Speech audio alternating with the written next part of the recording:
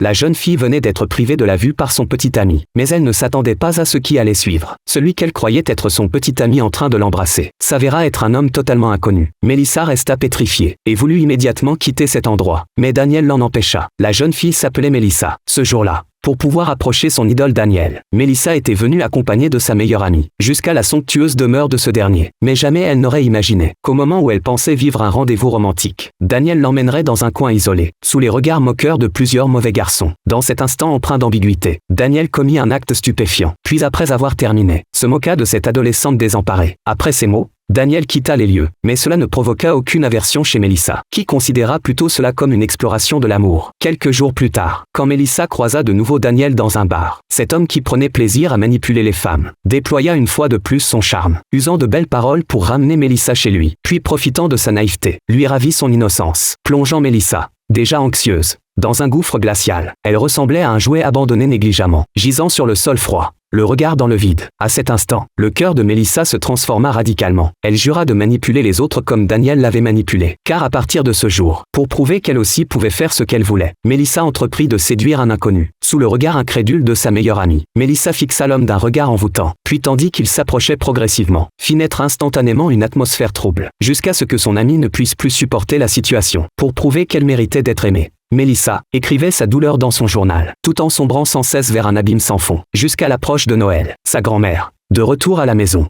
remarqua quelque chose d'anormal dans ses yeux, mais elle ne dit rien. Elle alla trouver la mère de Melissa, mais celle-ci ne s'en souciait guère, affirmant au contraire que Melissa était incapable de trouver un petit ami, ce qui fit instantanément réaliser à la grand-mère que bien qu'elle soit la mère de Melissa, elle n'était pas quelqu'un qui pourrait aider sa petite fille. Alors, malgré la réticence de sa belle-fille, elle emmena directement Melissa dans sa chambre, mais avec sagesse. Elle ne révéla pas les difficultés de sa petite fille, se contentant de lui montrer ses propres photos de jeunesse. Grand-mère raconta à Melissa qu'avant de rencontrer son grand-père, elle avait vécu une relation douloureuse, mais que les pensées mêlant jeunesse et désir avaient fini par briser ce qu'elle croyait être de l'amour. Les paroles de grand-mère apaisèrent le cœur de Melissa, mais elle ne parvenait toujours pas à se libérer de la peur de ne pas être aimée, jusqu'à ce que Daniel l'appelle soudainement.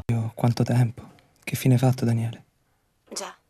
Melissa ne savait que répondre, mais poussée par son désir profond d'être aimée, elle accepta tout de même le rendez-vous. Mais elle ne s'attendait absolument pas à ce qu'au moment où elle pensait que Daniel avait changé d'avis, Daniel lui bande les yeux, et qu'un homme inconnu apparaisse à cet instant. Jusqu'à la seconde suivante, Melissa resta pétrifiée, et voulut immédiatement quitter cet endroit, mais Daniel l'en empêcha. Melissa ne voulait plus croire ses paroles. Elle se dégagea aussitôt et se dirigea vers la sortie, mais Daniel la traita de lâche, ravivant une fois de plus la colère longtemps accumulée de Melissa.